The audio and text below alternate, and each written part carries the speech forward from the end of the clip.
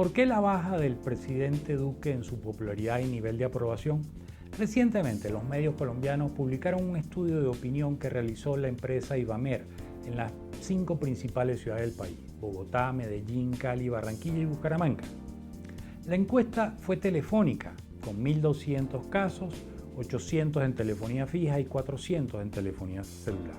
Reitero, fue una encuesta telefónica y solo 5 ciudades, por lo cual quizás no pudiéramos considerar que esto refleje fielmente la opinión nacional. Sin embargo, nos da algunas luces de por dónde van los tiros y quizás el gobierno debería considerar algunas de las cifras allí reflejadas. Ahora, veamos una serie de sucesos que quizás nos ayuden a explicar por qué el nivel de aprobación del presidente Duque ha venido en bajada desde hace más de un año. Uno de los grandes dramas de algunos gobernantes es la facilidad con la que suelen aislarse o cómo sus colaboradores cercanos logran aislarlos y esto termina por desconectarlos de la realidad. Este pareciera ser el caso. Veamos. El presidente Duque, siendo ya presidente electo, seguía hablando como si fuera candidato.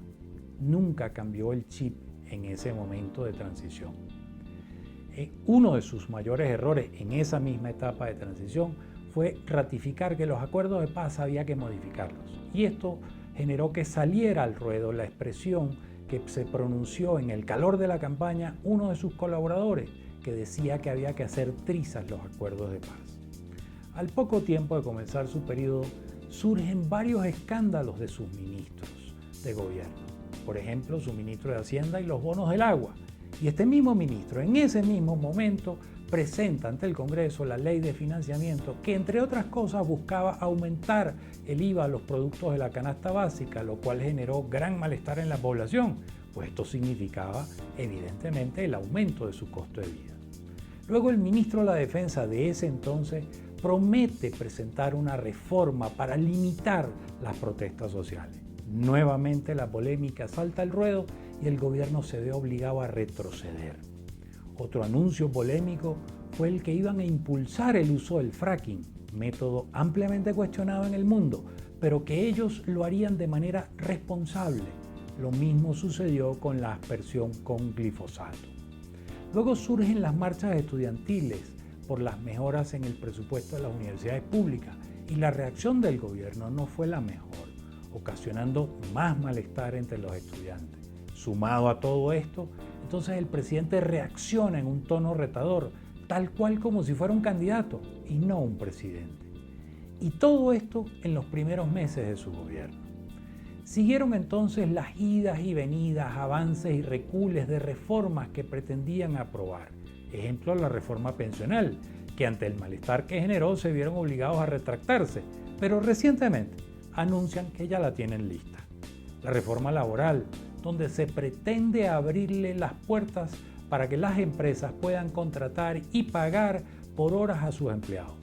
Igualmente, el malestar general que provocó esta propuesta nuevamente hizo que el gobierno se retractara, pero recientemente anuncian que ya la tienen lista y lo mismo pasó con la reforma judicial.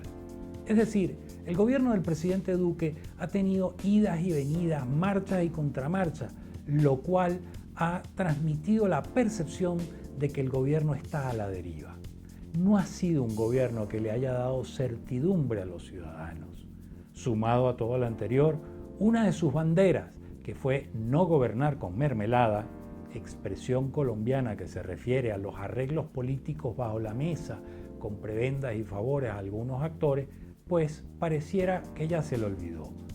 Recientemente ha tenido que entrar en negociaciones con diferentes fuerzas políticas para tratar de encontrar la gobernabilidad que hoy no tiene.